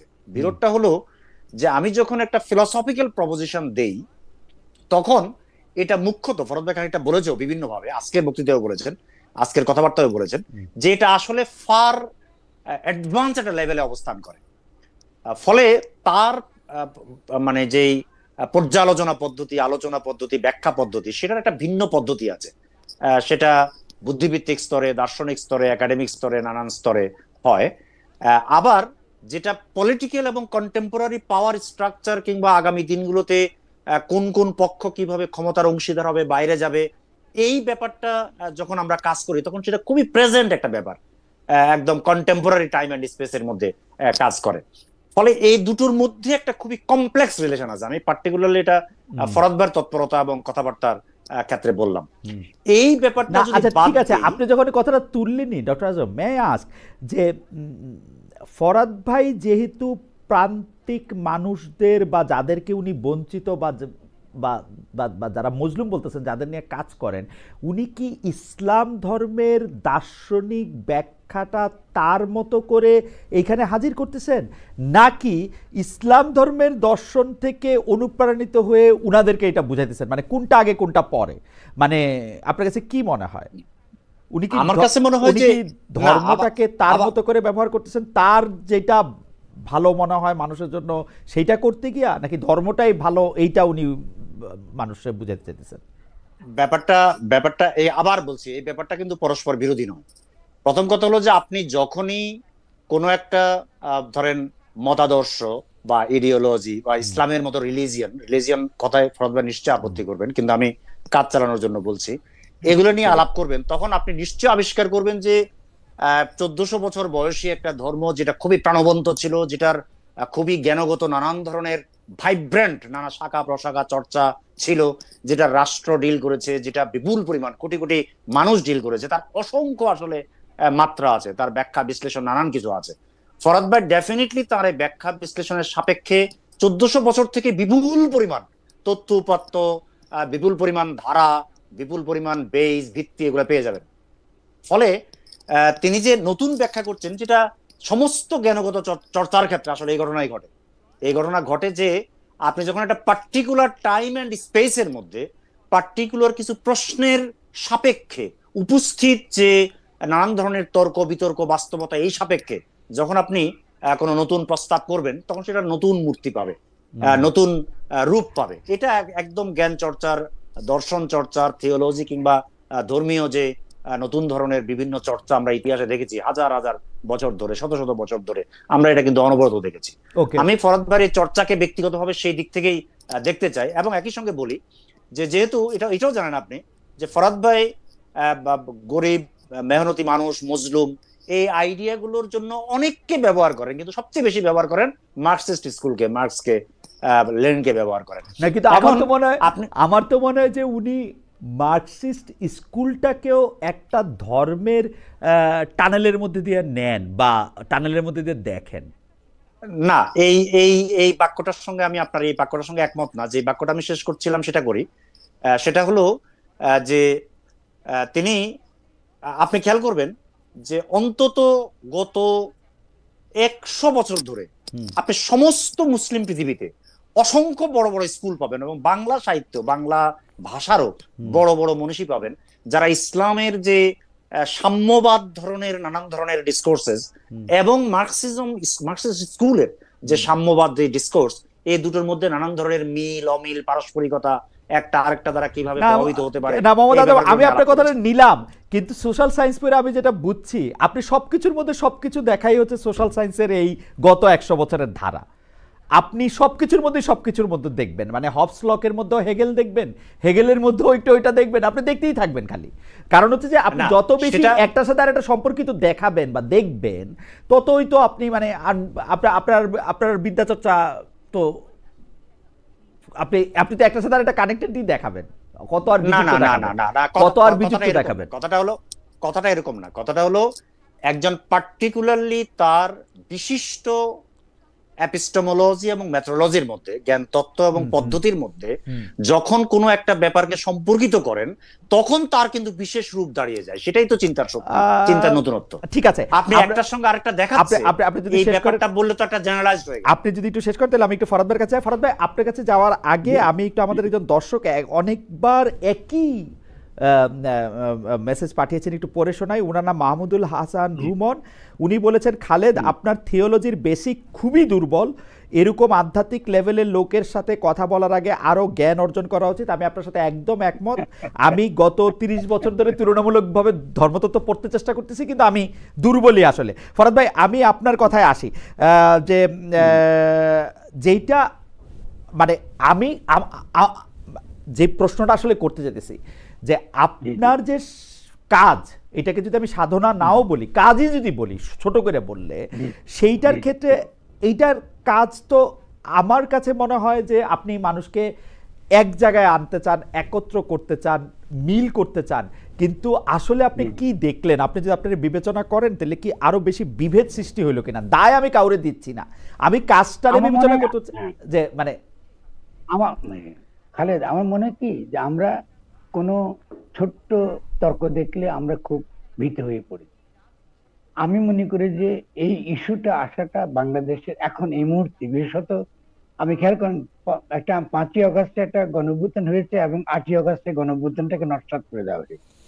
আমি এরকম একটা দুর্বল যেখানে সরকার আছে আমাদের, আমরা একটা কনস্টিটিউটিভ প্রসেস, আমরা একটা গঠনমূলক একটা প্রক্রিয়ার মধ্যে ঢুকতে পারিনি। গঠনমূলক প্রক্রিয়া মানে হলো এই বিষয়টা কিন্তু আমরা জনগণের কাছে নিতে পারতাম, বলতাম যে দেখো ইসলাম তোমার ধর্ম, সকলের ধর্ম।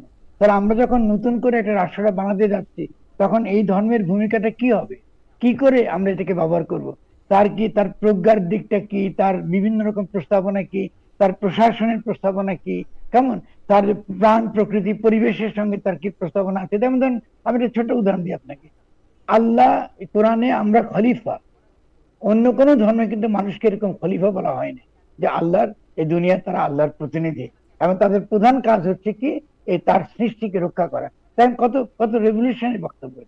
তার মানে আপনি এখানে এই যে বিষ দিচ্ছেন জমিতে, আপনি যে পানি বিষাক্ত করে ফেলতেছেন, আপনি বহু লোক ক্যান্সারে মারা যাচ্ছে, আপনার যে কোনো জীবের যে তার কোনো নিরাপত্তা আপনি দিচ্ছেন না, এই সবই তো ইসলামের অংশ, এই সবই তো ইসলামের অংশ। ইসলামকে আপনার ওই যে আবুল সরকার কি একটা শব্দ ব্যবহার করছে, এটা আমি ইসলাম ধ্বংস হয়ে গেল। ইসলামের তো ঠুনকা যে আপনারা আল্লাহর শানে বেয়াদবি করছেন। আরে ভাই, আল্লাহর শানে বেয়াদবি করলে আল্লাহ কি ওর জন্য, লোকটার জন্য কি বাতাস বন্ধ করে দিচ্ছে, পানি বন্ধ করে দিচ্ছে, খাওয়া বন্ধ করে দিচ্ছে?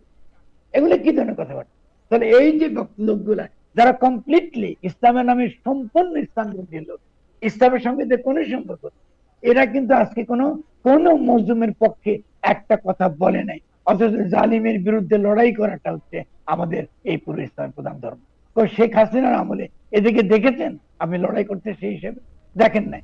এরাই তো কওমি জননী উপাধি দিয়েছে এই যে কি বলে এই হাসিনা, ঠিক আছে না? এরা তো এই সময় তারা হেলিকপ্টার ঘুরে বেরিয়েছে, বিয়ে তারা বাস করেছে, কারণ সেই সময় অন্য কোন, এই যে আমাদেরকে তখন দমন করা হয়েছে গত 30 বছর, আমাদের কথা বলতে দেওয়া হয়নি। যখনই আমরা কথা বলতে শুরু করেছি, তখনই আমাদের বিরুদ্ধে প্রচারণা শুরু হয়েছে যে উনি বাউলদের পক্ষে, উনি লালনের পক্ষে, উনি এই উনি সেই। তো তুমি আসো, আমি তো ওই পুরনো ওয়েস্টার্ন বাইনারি দিয়ে তো আমি চলি না। আপনি তথাকথিত ধর্ম বনাম ধর্ম নিরপেক্ষতা, এই বাইনারি তো একটা কলোনিয়াল বাইনারি, এটা তো একটা সাম্রাজ্যবাদী বাইনারি। আমার ধর্মের মধ্যে কি ভালো কিছু নাই? আমার ধর্মের মধ্যে বলতে কি আমি ইনাতুল্লাহ আব্বাসী, এটা হলো? এটা কি করে ইসলাম এত নিকৃষ্ট? এটা হতে কি করে হতে পারে? আপনি যদি ফরদ ভাই, আমাকে আমার সাথে যারা দর্শকরা যুক্ত আছেন, তারা আপনাকে একটা মৌলিক প্রশ্ন আমাকে করতে বলতেছেন, আমি কি করব? একগুচ্ছ প্রশ্ন। মৌলিক প্রশ্ন হচ্ছে যে আপনি কি মুসলমান? আপনি এখন চলে গেছেন কোন জায়গায় জানেন? আমি না ফরাদ ভাই, দিস ইজ নট মি। যারা এই প্রশ্নটা করে, আচ্ছা ঠিক আছে, আপনি এখন বলেন কি হলে মুসলমান হবে? সেটা তো আমি জানি না, আপনার কাছে তারা একটা হ্যাঁ না উত্তর চাচ্ছেন। না, হ্যাঁ না উত্তরটা ডেফিনেটলি, কেন আমি হ্যাঁ না উত্তর দেব? আমি কি বুঝি সেটা আমি আপনাকে বলতে পারি। আপনাকে বলতে পারি, আমি যদি সর্বশক্তিমান হিসেবে আল্লাহকে স্বীকার করি এবং তার মেসেঞ্জার হযরত মুহাম্মদ সাল্লাল্লাহু আলাইহি ওয়াসাল্লামকে স্বীকার করি, তাহলে আমি মুসলমান। কলিমা শাহাদাত আমি যদি পড়ি, যতক্ষণ পর্যন্ত আমি এটা না, মানে এটার উল্টাটা না বলবো, ততক্ষণ পর্যন্ত আমি মুসলমান। এটা হলো আমি বুঝি। আচ্ছা, প্রথমত হলো যে আপনি যেটা বলতেছেন সেটা হলো যে ইসলাম বলে যে যে কোনো মানুষ তার জন্ম থেকে তার ফিতরাত অনুযায়ী সে মুসলিম, সে ইসলামের অন্তর্গত। সমাজের শিক্ষার মধ্য দিয়ে সে তার ধর্ম থেকে চ্যুত হয়। আর দ্বিতীয় হচ্ছে, আমি তো একটা মুসলিম পরিবারে জন্মগ্রহণ, আমি তো আল্লাহর সম্পর্কে, আল্লাহর শব্দটা অন্যরা বলে বিশ্বাস আর আমি বলি ঈমান। কারণ ঈমান শব্দটা মানে হচ্ছে আত্মসমর্পণ করা। ঈমানের মধ্যে বিশ্বাস নাই। বিশ্বাস শব্দটা এসেছে খ্রিস্টানিটি থেকে। যারা বলে এটা বিশ্বাস, তার মানে হচ্ছে এটা তার বিশ্বাস, তো তার বিশ্বাস ধর্মের কোনো সম্পর্ক নেই। আপনি আত্মসমর্পণ করেছেন কিনা বলুন, আপনি আল্লাহর কাছে হাত তুলছেন কিনা যে আমি মানুষ, আমি মরণশীল, এবং আমি অবশ্যই সমস্ত সত্যের দাবিদার হতে পারি না। তুমি আমাকে যতটুকু জ্ঞান দিয়েছো, তুমি আমাকে যতটুকু প্রজ্ঞা দিয়েছো, আমি ততটুকু এই জগৎ সম্পর্কে ব্যাখ্যা করব এবং সততার সঙ্গে। আপনি এটা যখনই বলবেন তো স্বভাবতই আপনি মুসলমান। আর আপনি যদি কর্ম পড়েন তো অবশ্যই, তো কর্ম তো আমি একটু আগে বললাম যে আপনি লা ইলাহা পড়লেন কিন্তু অর্থ বুঝলেন। আবার ফকির লালনের আরেকটা নাম বলি, যে সে বলছে নামেরই সহিত রূপ কি স্মরণে রাখিয়া জপ। মানে আপনি যখন আল্লাহ বললেন, আপনি যদি রূপটা আপনার মধ্যে না থাকে, কাকে ভজনা করছেন আপনি তো জানেনই না। আপনি কি আল্লাহকে ডাকতেছেন না শয়তানকে ডাকতেছেন? কারণ আপনি তো আল্লাহ নাম থেকে জমিন করেন, আল্লাহ শব্দটা উচ্চারণ করা তো সেদিকে, কারণ আল্লাহ তো অক্ষর, তিনি তো গায়ে।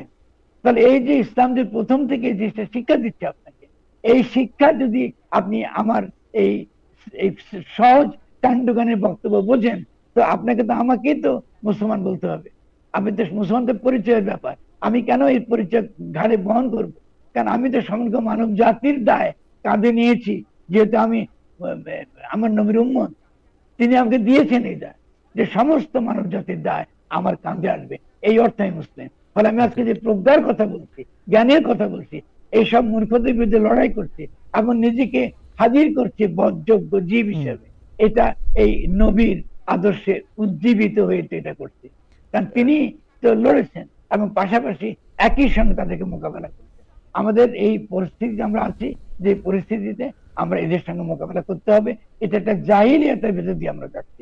এই জাহিলিয়াতের দুঃখ বাংলাদেশের জনগণ অবশ্যই এটা অতিক্রম করবে। ৭১ আমরা লড়াই করেছি এক ধরনের জাহিলিয়াতের বিরুদ্ধে, এটা রিপিট করছে আবার। এবারে রিপিটটা কিন্তু শুধু বাংলাদেশে হবে না, সারা উপমহাদেশে হবে। ফরাদ ভাই, কোশ্চেন নাম্বার ২, এই যে আপনি সমস্ত পৃথিবীর মানুষের জন্য আপনার নির্দিষ্ট দায়িত্বের কথা আপনি বলতেছেন, কিন্তু ইসলাম ধর্মের অনুসারী হিসেবে আপনার কি কিছু লক্ষণ প্রকাশ করা উচিত? যেমন ধরেন কিভাবে আপনার লেবাস হবে, কিরকম আপনার দাড়ি হবে, কিরকম করে আপনি নামাজ পড়তে যাবেন, আপনি কিভাবে এটা পালন করবেন, সেটা থাকা উচিত কিনা? এটা তো আপনি আকীদা দিয়ে চলে গেলেন, আপনি তো দেখেন দুইবার করে বলেন। হ্যাঁ, আপনি আল্লাহ কি বলছে যে বাংলাদেশের জনগণের লুঙ্গি পরা, তাদের জনগণের পোশাক পরাটা ভুল, আরবদেরটা পড়তে হবে, কোথায় লেখা আছে? যারা আরবদের টানতেছে তারা অ্যান্টি ইসলামিক, শেষ করি মনে যায়, যারা আরবের পোশাক পরে নিজেকে মুসলমান দাবি করে, এটা তো স্বভাবতই আল্লাহর বিরোধী। আল্লাহ তো বৈচিত্র্য সৃষ্টি করছে। তিনি কোরআনে বলছেন আমি বিভিন্ন জাতি, বিভিন্ন সংস্কৃতি, বিভিন্ন ভাষা তৈরি করেছি যেন তারা পরস্পরকে চিনতে পারে।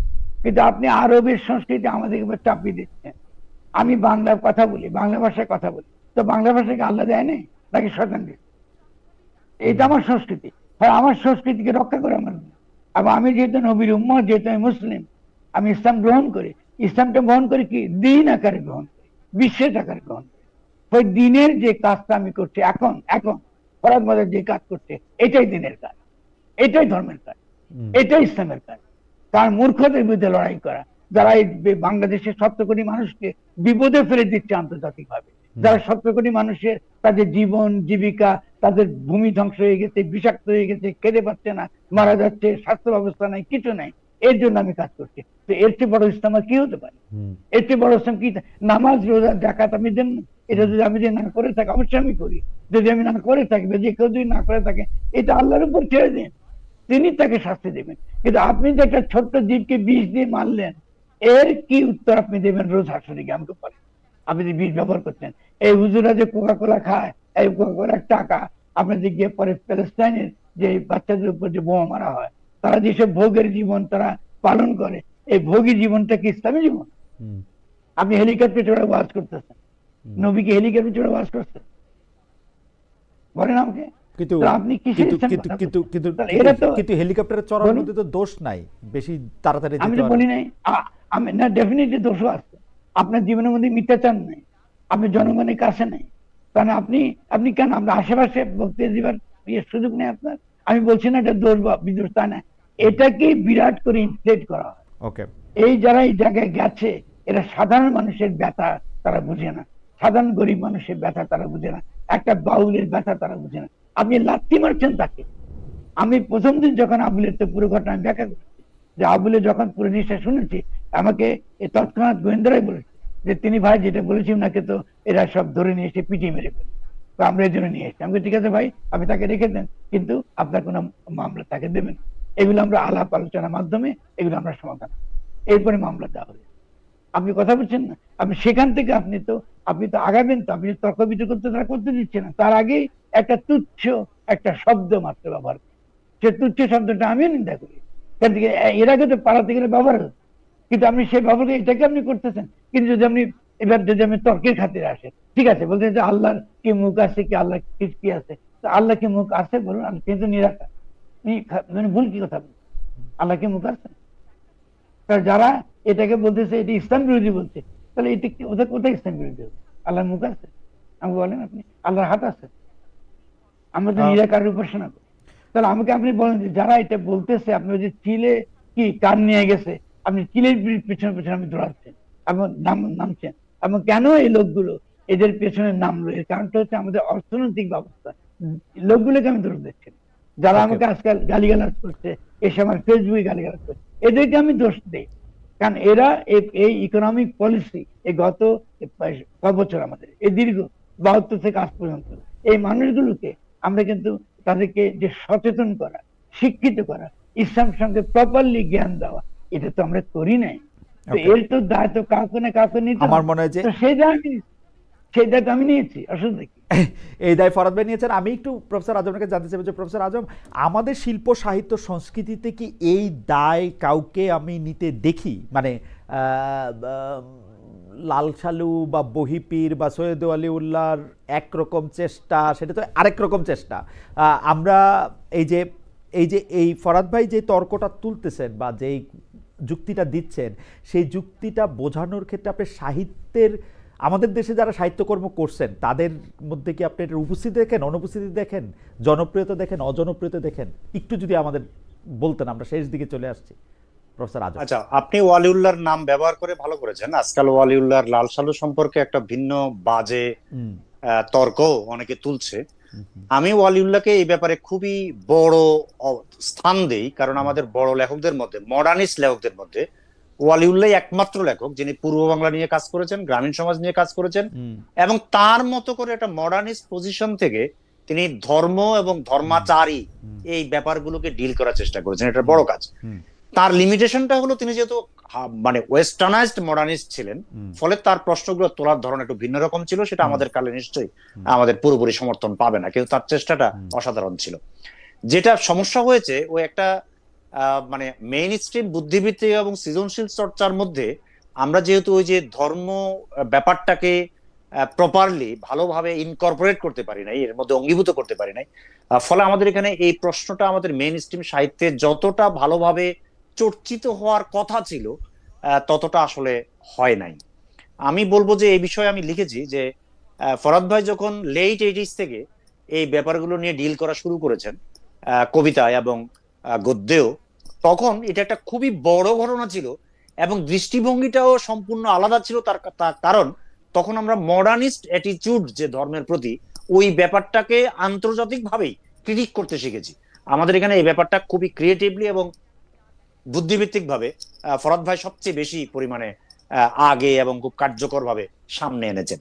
কিন্তু আপনার কথা থেকে আমি কিন্তু প্রফেসর আজম, ফরহাদ ভাই যে এবাদতনামা লিখছেন, আমি যদি তার কবিতাগুলির কথাই আমি বলতে থাকি, এইটার কাছাকাছি সাহিত্যের কাজকে আমরা দেখি, বা এরকম প্লটের সাহিত্যের কাজ কি দেখি? কেন আমি প্রশ্ন তুলতেছি, এইটা কি ফরহাদ ভাইয়ের সাহিত্যকর্ম নাকি সমাজকর্মের সাহিত্যিক রূপ?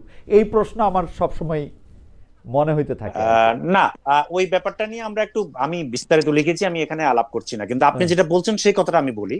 সেটা হলো, আমি এই বিষয়ে লিখেছি যে গত অন্তত 2-2.5 দশক ধরে আমরা বিপুল পরিমাণ তরুণ তরুণীকে আমরা এই বিষয়ে সচেতন থেকে, নতুন দৃষ্টিভঙ্গি থেকে ধর্মীয় ব্যাপারগুলোকে অঙ্গীকার করতে, প্রশ্ন তুলতে, এবং এই কালে যেটাকে আমরা খুব অন্য শব্দের অভাবে পোস্ট মডার্ন, পোস্ট কলোনিয়াল একটা সময় বলতে পারি বাংলাদেশের প্রেক্ষাপটে, এই প্রশ্নগুলো তুলতে আমরা উদ্যোগী দেখতে পাচ্ছি।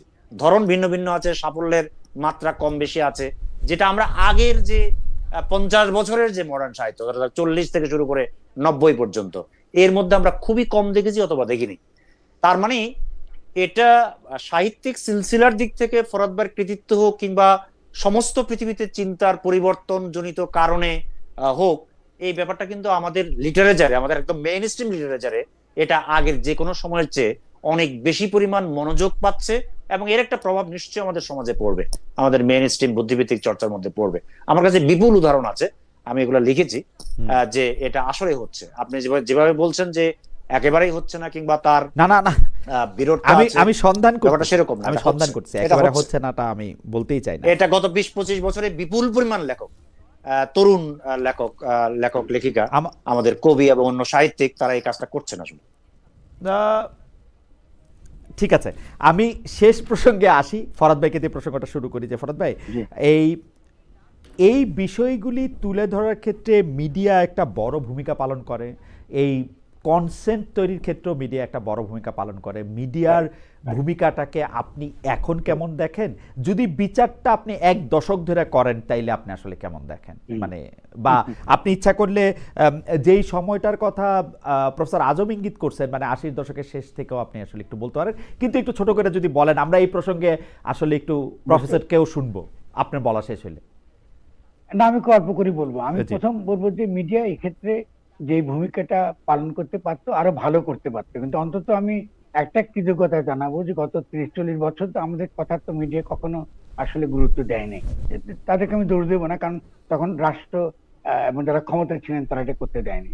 কিন্তু এখন আমরা দেখতে পাচ্ছি যে সেক্ষেত্রে আমরা এক ধরনের তাদের একটা আন্তরিকতা দেখি আমি, যে তারা যে কথাগুলো সামনে হাজির করা দরকার এটা তারা করছেন। তবে আমি নিশ্চয়ই আশা করব যে মিডিয়ার চেয়েও আমাদের এখানে তো কোনো বুদ্ধিবৃত্তিক জার্নাল তো নাই, আর আমাদের এখানে সত্যিকার অর্থে একাডেমিক জার্নালও নাই, বা সত্যিকার কোনো দর্শনের কোনো জার্নাল নাই। ফলে এটা একটা মারাত্মক রকমের অভাব থাকার কারণে আমরা পৌঁছাতে পারছি না, আমাদের পৌঁছানো খুব কঠিন হয়ে যাচ্ছে। এবং অন্যদিকে এসব বিষয়ে গবেষণা করা রাষ্ট্রের তরফ থেকেও, যে আপনি যে কাউকে কোনো একটা অনুদান দিয়ে যে এই ব্যাপারে আরো গভীরভাবে আপনি প্রবেশ করবেন, একটা তর্ক বিতর্ক করবেন, একটা সামাজিক একটা মত তৈরি করবেন, বা বিভিন্ন মতগুলোকে চিহ্নিত করবেন, এরকম কিন্তু কোনো আপনার অবস্থা নেই। এটা মিডিয়ার একার পক্ষে এটা আমি করা সম্ভব বলে আমি মনে করি না। ইস্যুটা অনেক বেশি ডিপ। ফলে আমাদের এখানে আমরা এটা ঘটনাটা কি করছি, আমি এক কথা বলে এই মাঝে মাঝে যেতে পারবেন। আমরা একটা সন্ধিক্ষণে দাঁড়িয়েছি বাংলাদেশ। এই সন্ধিক্ষণটা আমাদের ধর্মতত্ত্বের যুগ থেকে আমাদের প্রজ্ঞার যুগে প্রবেশ করবার পদক্ষেপের একটা মুহূর্ত।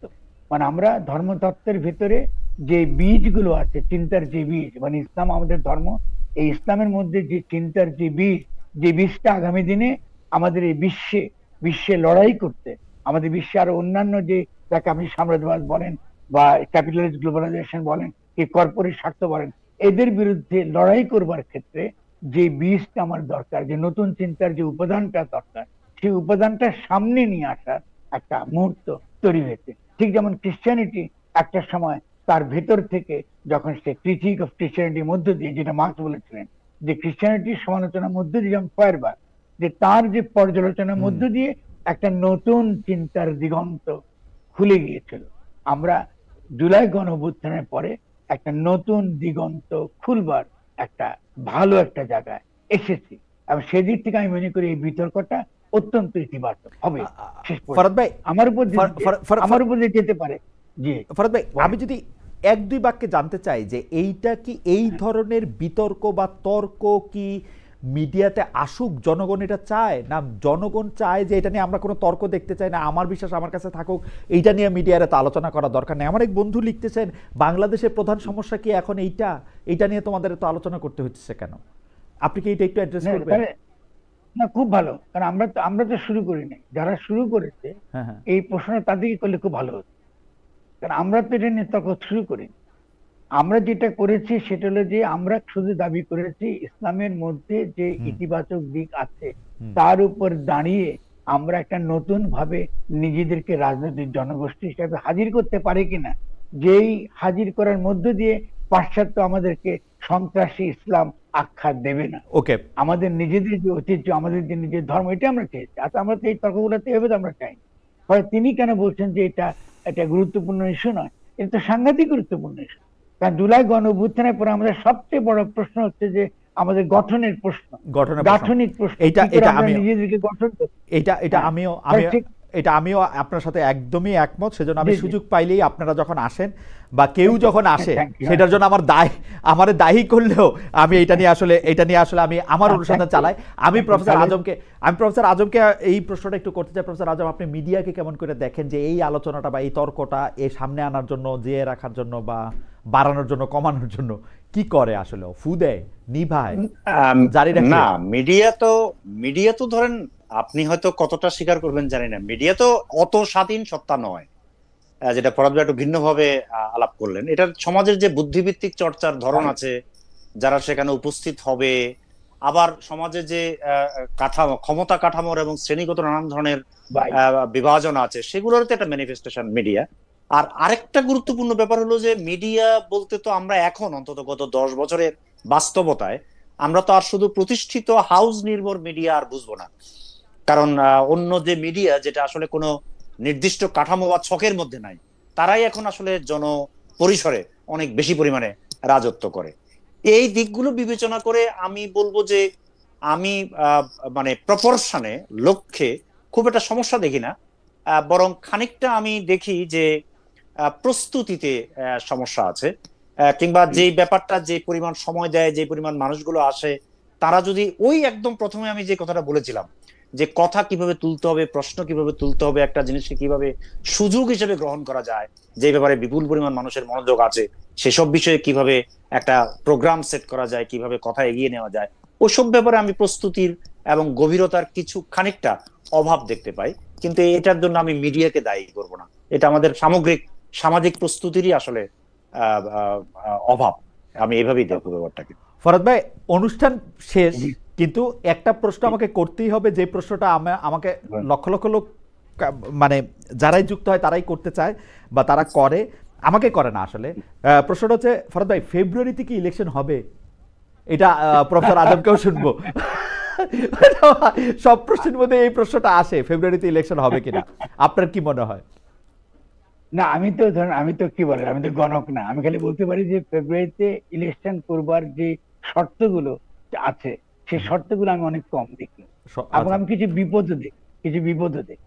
আচ্ছা, আপনি ইলেকশনটা করার বিপদটা হলে ইলেকশনটা আপনি করাতে চাইছেন সেনাবাহিনীকে দিয়ে, আচ্ছা, কার্য, ওকে, এবং সেনাবাহিনীকে জনগণের বিপরীতে, ম্যাজিস্ট্রেসি দিয়ে জনগণের বিপরীতে দাঁড় করানো, মানে এই ধরনের নির্বাচন করতে গেলে তো মারপিট, দাঙ্গা হাঙ্গামা হবে, এবং সেক্ষেত্রে সেনাবাহিনীকে ইনভলভ করানোটা আসলে প্রতিষ্ঠানকে দুর্বল করে, মারাত্মকভাবে দুর্বল করে। এবং দ্বিতীয়ত হলো যে আপনি তো ইলেকশনটা হতেছে তো মেইনলি, যেটা আমার যে থিসিস, যেটা লুটেরা মাফিয়া শ্রেণী তাদের মধ্যে একটা বন্দোবস্ত হচ্ছে যে তারা রাষ্ট্র যেমন আছে তেমনি থাকবে, তারা নতুন করে আবার লুটপাট করবে। তো সেদিক থেকে নির্বাচনে কতটা ইতিবাচক ফল জনগণ পাবে? আমরা তো যারা থাকে তারাও লুটপাট করে, যারা আসে তারাও লুটপাট করে, যারা ছিল তারাও লুটপাট করে, আমরা কই যাব?